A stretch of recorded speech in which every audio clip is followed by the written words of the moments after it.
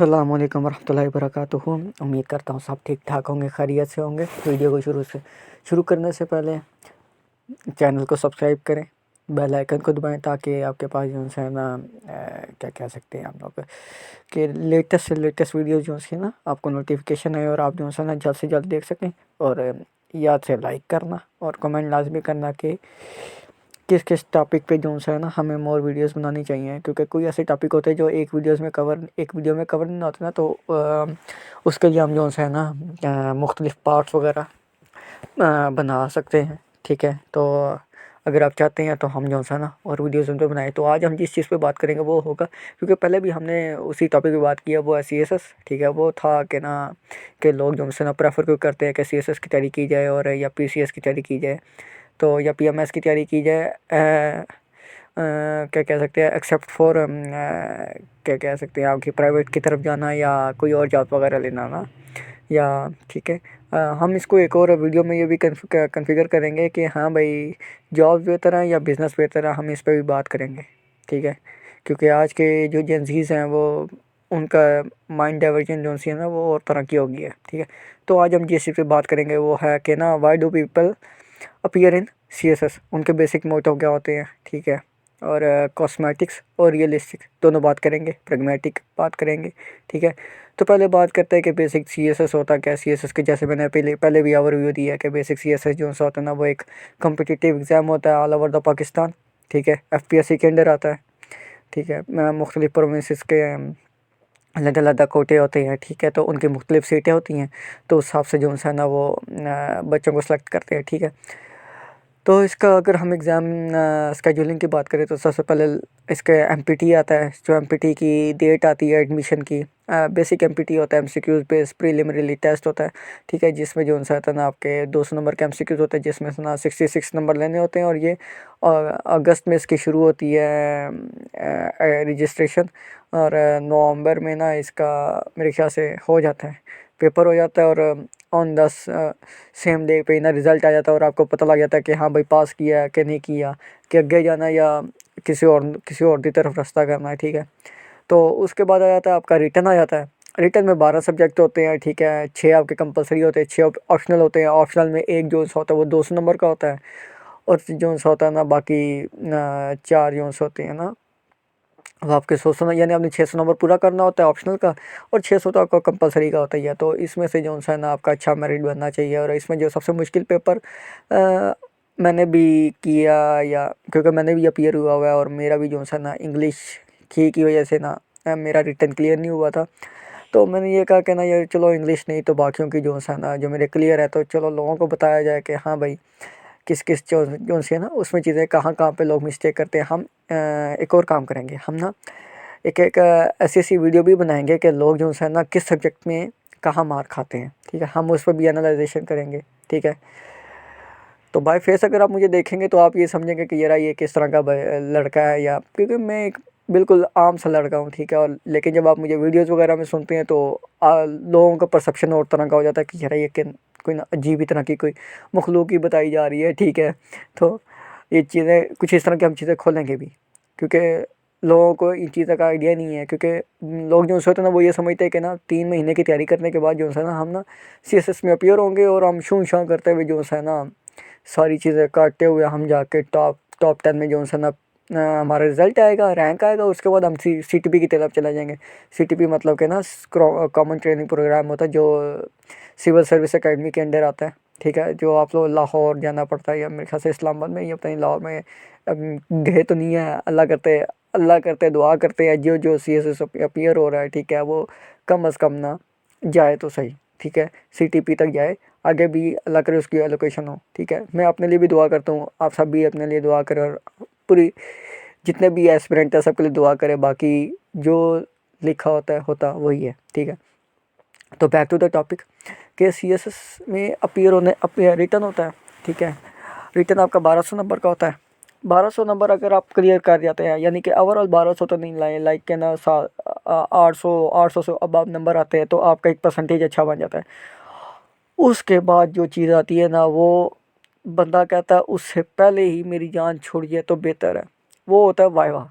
Viva होता है 200 number का, और ये 200 में नंबर में से ना, या अगर आप रिटर्न क्लियर करके वाइवा में चले गए हैं और आप एक दफ़ा जाके पैनल के सामने बैठ गए हैं और आपने 10 से 20 मिनट उनको झेल लिया ना, आप कहीं पर भी जाके ना अपना साइकोलॉजिकल टेस्ट दे सकते हैं। ठीक है, इतना कोई ना टफ किस्म का कह सकते हैं कि ना इंटरव्यू होता है। ठीक है, कि वो बाल की खाल तक को देड़ते हैं। ठीक है, और इस सब को क्लियर करने के लिए ना, मैंने लास्ट वीडियो में भी बताया था कि आपकी इंग्लिश इतनी होनी चाहिए कि अगले बंदे को समझ आए, आपको समझ आए, एक सेंटेंस मेकिंग हो। ठीक है, ठीक है, पता लग रहा हो कि हाँ आपने जो सेंटेंस बोला है कि इसकी कोई मानी है या नहीं है, इसका मीनिंग बनता है। ठीक है, कितना एक जो सा ना वाइटल रोल प्ले कर रहा है आपका इंटरव्यूअर को जो सा ना क्या कह सकते हैं, कॉन्फिडेंस लाने के लिए। ठीक है, कि वो आपके हक में नंबर दे। ठीक है, तो ये जो सा ना, ये सबसे अहम काम होता है।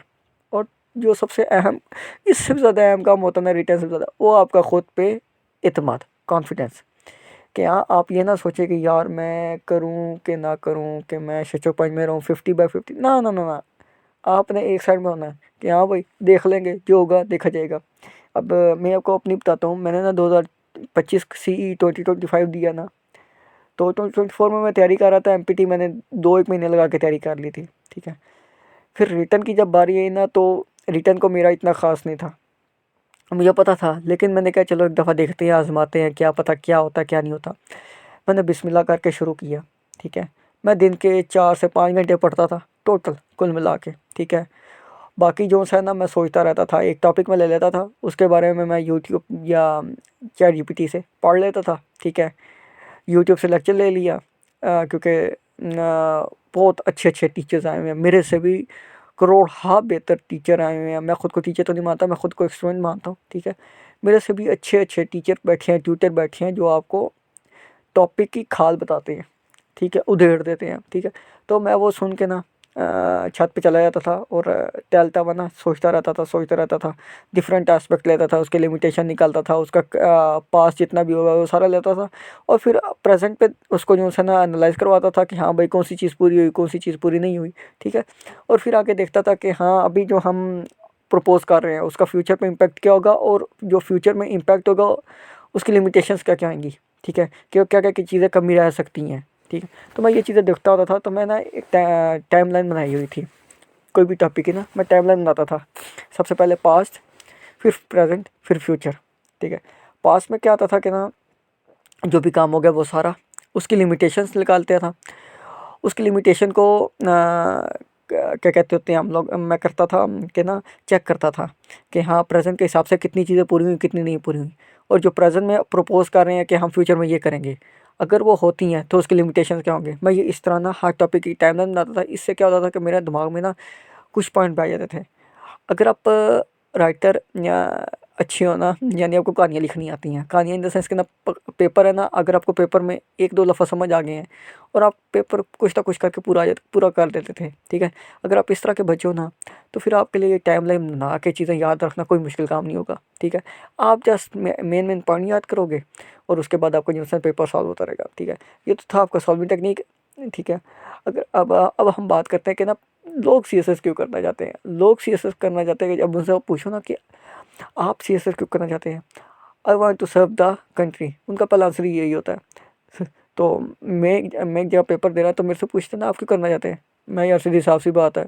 ठीक है, पाकिस्तान को सर्व करना है, ये तो कॉस्मेटिक आंसर है। कहते हैं मैं रियलिस्टिक आंसर पता क्या है, कहते हैं क्या, मैं भाईजान घर मिलेगा, कोठी मिलेगी, गड्डी मिलेगी।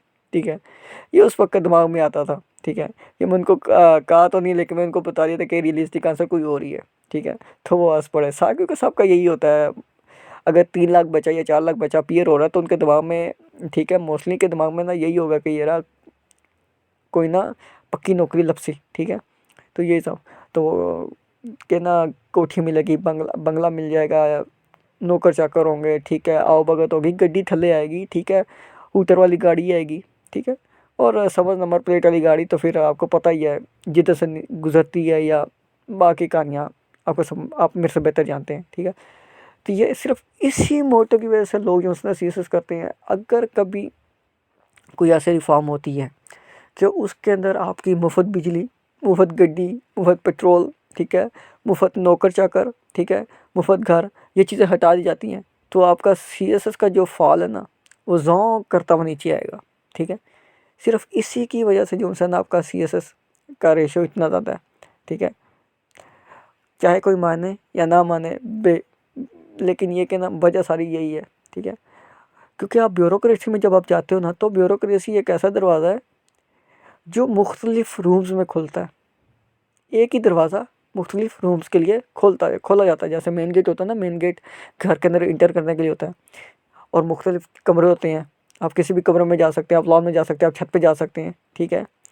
आप कहीं पे भी जा, इसीलिए ये ब्यूरोक्रेसी जो सी ना, ये मुख्तलिफ दरवाज़े की तरफ जाती है। एक दरवाज़ा इसका जाता है पॉलिटिशियन की तरफ, एक दरवाज़ा इसका जाता है सिविल क्या कह सकते हैं इस्टेब्लिशमेंट की तरफ, और एक दरवाज़ा इसका जाता है कोर्ट्स की तरफ, वकीला और जजेस की तरफ, ठीक है। तो ये ओवरऑल जो है ना बेसिकली आप कहते तो ये कि ना ब्यूरोक्रेसी बैकबोन है पाकिस्तान की। लेकिन बैकबोन का ना थोड़ा सा मेरे हिसाब से ना हालात माड़े ही चल रहे हैं, ठीक है। तो कैसी लगी फिर आपको आज की हमारी हल्की फुल्की मज़ेदार सी चटपटी सी एनालाइजेशन। उम्मीद करते हैं आपको वीडियो पसंद आई होगी। वीडियो को लाइक शेयर सब्सक्राइब करना मस्त है, ठीक है। दुआओं में याद रखना। अल्लाह हाफ़िज़।